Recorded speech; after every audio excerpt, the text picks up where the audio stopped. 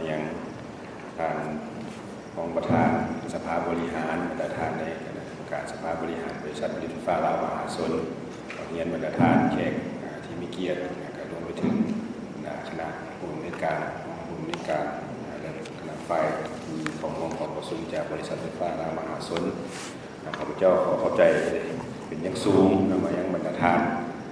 ที่ได้เสียสละเข้าร่วมของประชุมสมัยวิสามัญของผู้ถือหุ้นในวันนี้ข้าพเจ้าขออนุญาตแจ้งให้บรรดาท่านทราบเพื่ออำนวยความสะดวกให้แก่บรรดาท่านผู้ถือหุ้นของบริษัทผลิตไฟฟ้าลาวมหาชนได้มีการจัดของประชุม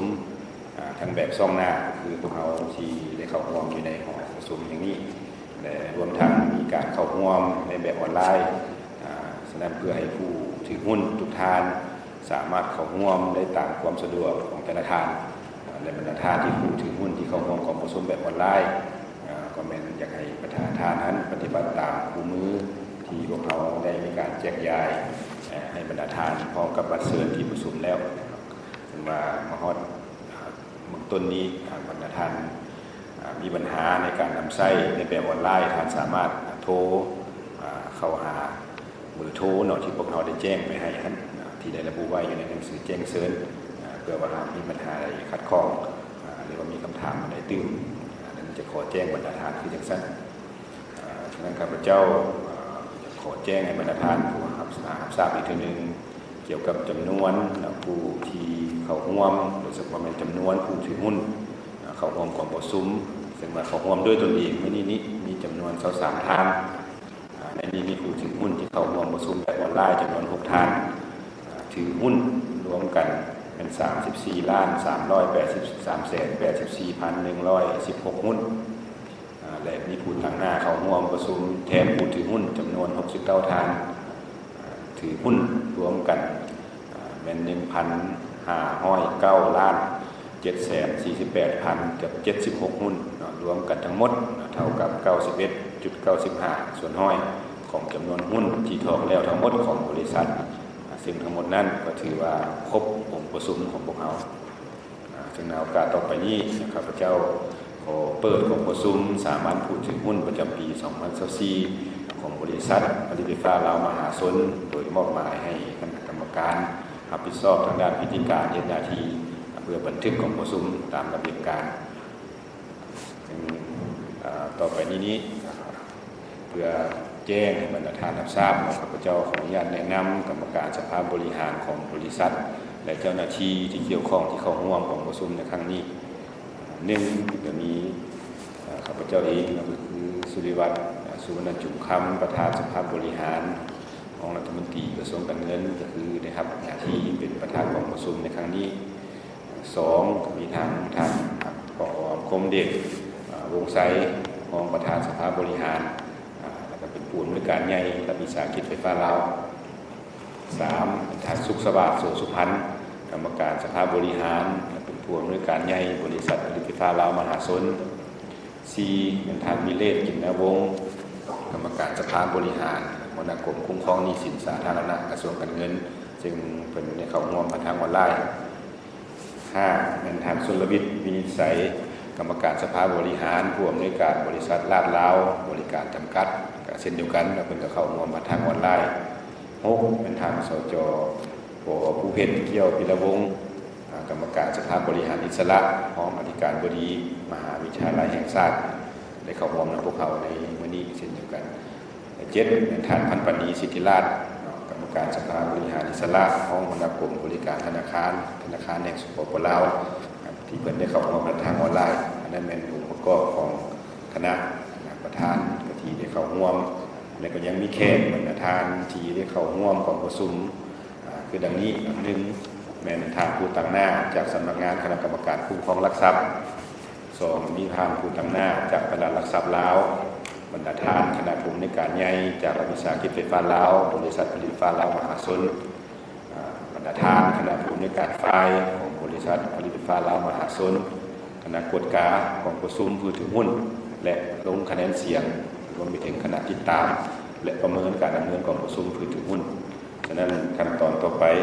ข้าพเจ้าขอมอบให้ท่านสุขสวัสดิ์โสสุพรรณ ผู้อำนวยการใหญ่บริษัทฟฟลได้จะมีการอธิบายเกี่ยวกับวิธีการลงคะแนนเสียงในรายงานวาระกองประชุมและโอกาสต่อไปขอเชิญสวัสดีตอนบ่ายก็เลยขอเยี่ยมทางประธานกองประชุมผู้ถือหุ้นที่อำเภอยังสูงขอเยี่ยมคณะสภาบริหารและผู้ถือหุ้นทุกท่านเยี่ยมทางยิ่งทางซ้ายแขกผู้เกียรติก็จะขออนุญาตอธิบายวิธีการลงคะแนนเสียงดังนี้เนาะที่หนึ่งการลงคะแนนเสียงทานผู้ถือหุ้นทานหนึ่งมีคะแนนเสียงเท่ากับจำนวนหุ้นของทานที่มีอยู่โดย1หุ้นเท่ากับ1เสียงในการลงคะแนนเสียงแต่ละวาระของประชุมทานจะถามของประชุมว่ามีผู้ถือหุ้นทานใดบ่เห็นดีต่อไปข้าพเจ้าขอแนะนำวิธีการลงคะแนนในแต่ละรูปแบบการเข้าประชุมดังนี้สำหรับบรรดาทานที่เข้าร่วมกองประชุมแบบ2หน้าถ้าหาก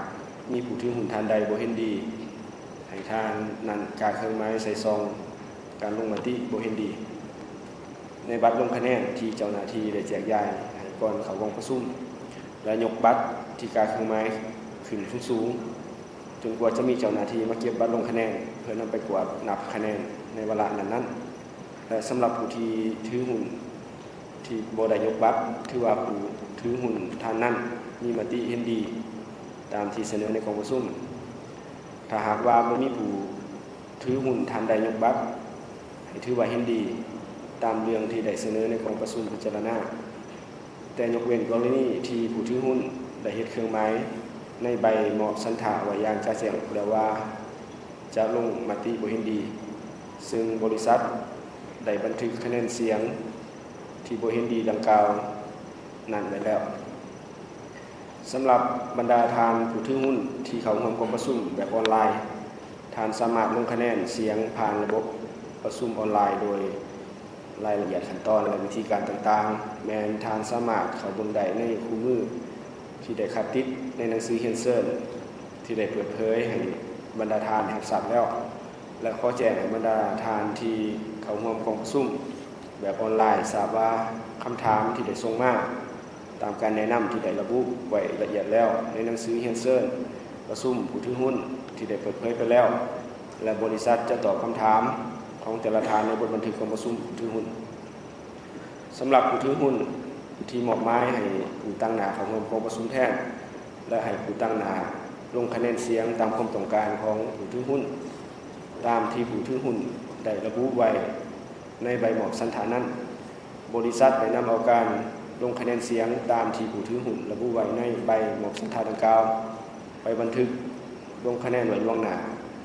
ในเวลาที่ผู้ตั้งหน้าลงทะเบียนเป็นที่เรียบร้อยแล้วเพื่อความสะดวกให้แก่ผู้ตั้งหน้าโดยผู้ตั้งหน้าบ่ต้องลงคะแนนเสียง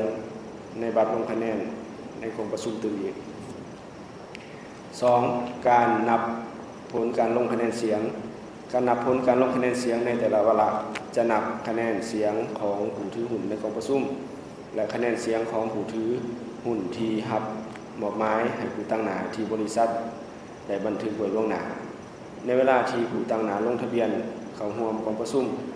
ที่ออกเสียงบ่เห็นดีมาหักออกจากจำนวนหุ้นทั้งหมดของผู้ที่เข้าร่วมประชุมและลงคะแนนเสียงในแต่ละวาระประธานกองประชุมจะประกาศผลการลงคะแนนเสียงในแต่ละวาระให้กองประชุมรับทราบหลังจากนั้นการลงคะแนนเสียงในแต่ละวาระสิ้นสุด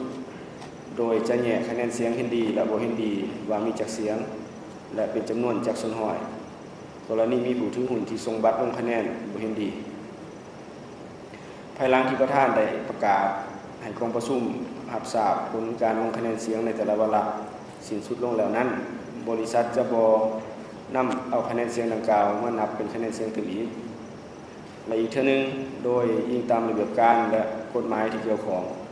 ข้าพเจ้าขอแจ้งให้บรรดาทานทราบว่าในกองประชุมสามัญผู้ถือหุ้นของบริษัทในมื้อนี้บ่อนุญาตให้ผู้สังเกตการมีคำถามในเวลาดำเนินการประชุม